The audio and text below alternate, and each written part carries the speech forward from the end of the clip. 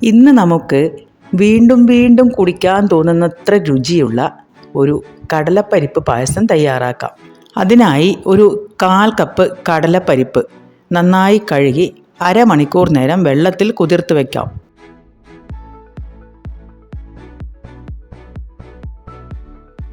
കാൽ കപ്പ് പച്ചരിയാണ് അടുത്തതായി വേണ്ടത്. അത് നന്നായി കഴുകി ഒരു 2 മണിക്കൂർ നമുക്ക് കുതിർത്ത് വയ്ക്കാം.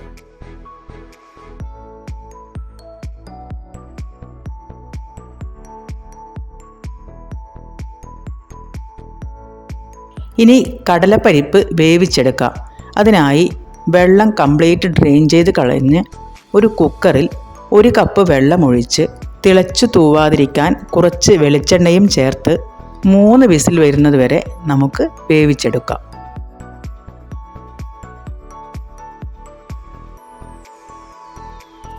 അടുത്തത് നമ്മുടെ 1/4 കപ്പ് പച്ചരി ഇപ്പോൾ നന്നായി കുതിർന്നിട്ടുണ്ട്. നമുക്ക് അതിൻ്റെ വെള്ളം ഡ്രെയിൻ ചെയ്ത് കളഞ്ഞ് അതിനെ ഒരു മിക്സി ജാറിൽ നല്ലതുപോലെ നെയ്യ് പോലെ അരച്ചെടുക്കാം. അരച്ചെടുക്കുന്നതിനായി നമ്മൾ ആകെ 3/4 കപ്പ് വെള്ളമാണ് ചേർത്തിരിക്കുന്നത്.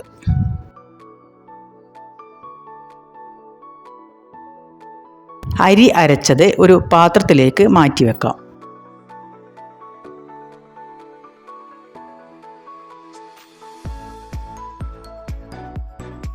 അടുത്തത് 1 കപ്പ് തേങ്ങ ചിരകിയത് മിക്സി ജാറിൽ നല്ലതുപോലെ അരച്ചെടുക്കണം. ഇതിനായി നമ്മൾ ആകെ ചേർത്ത വെള്ളം 2 കപ്പ് വെള്ളമാണ്.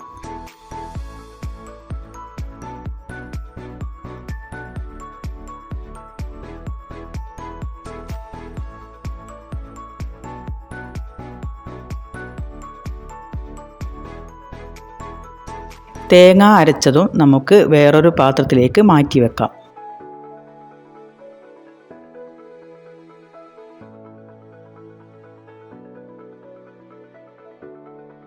അടുത്തതായി ശർക്കര പാനി തയ്യാറാക്കാം. അതിനായി ഒരു പാത്രത്തിൽ 1/2 കപ്പ് വെള്ളത്തിൽ 3 കല്ല് ശർക്കര ഇതുപോലെ നമുക്ക് അലിയിച്ചെടുക്കാം.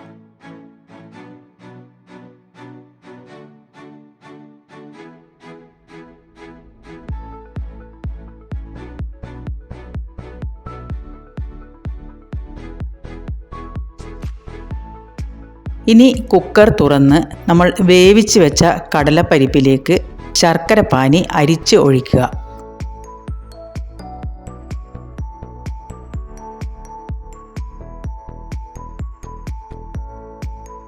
സ്റ്റൗവിൽ വെച്ച് ഒരു മീഡിയം ഫ്ലെയിമിൽ ഒരു 10 മിനിറ്റ് നേരം നമുക്ക് ശർക്കര പാനി കടലപ്പരിപ്പിലേക്ക് നന്നായി പിടിപ്പിച്ചെടുക്കാം.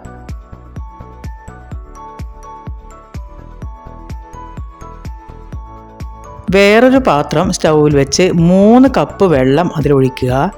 അതിനെ നന്നായി തിളപ്പിക്കാം.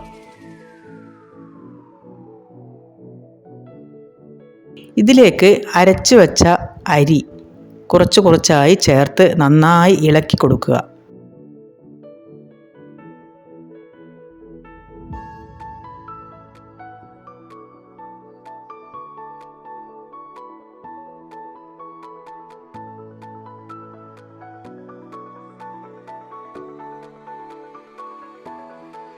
അതൊന്ന് കുറച്ച് കുറുകി വരുമ്പോൾ അരച്ചു വെച്ച തേങ്ങയും അതിലേക്ക് ചേർക്കാം.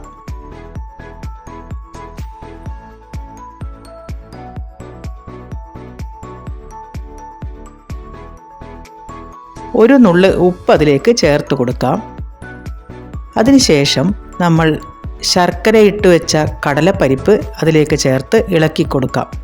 ഒന്ന് തിളപ്പിച്ചെടുക്കാം.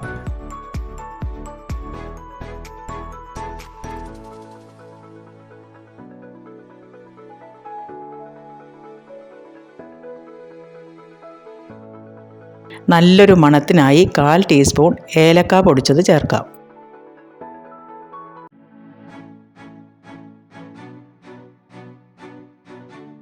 ഒരു പാനിൽ 1 ടേബിൾ സ്പൂൺ നെയ്യ് ഒഴിച്ച് കുറച്ച് അണ്ടിപ്പരിപ്പ് ചേർക്കാം. അതിനുശേഷം കുറച്ച് മുന്തിരി ചേർത്ത് മുന്തിരി ഒന്ന് ഇതുപോലെ ബൾജ് ചെയ്ത് വരുമ്പോൾ നമുക്ക് ഇതിനെ പായസത്തിലേക്ക് ചേർത്ത് കൊടുക്കാം.